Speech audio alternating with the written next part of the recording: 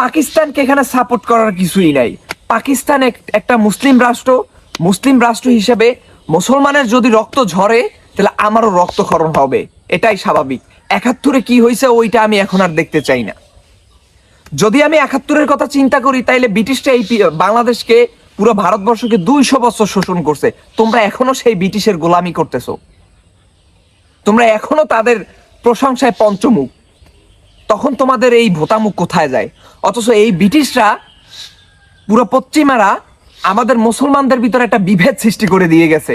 কিন্তু আমাদের ভোতা মস্তিষ্ক দিয়া আর প্রতিদিন শুকনা খাইতে খাইতে ওই মস্তিষ্ক দিয়ে এখন আর সেটা বুঝতে পারতেছি না যে আমরা মুসলমান এখন ভুলে গিয়েছি মুসলিম ভাই ভাই।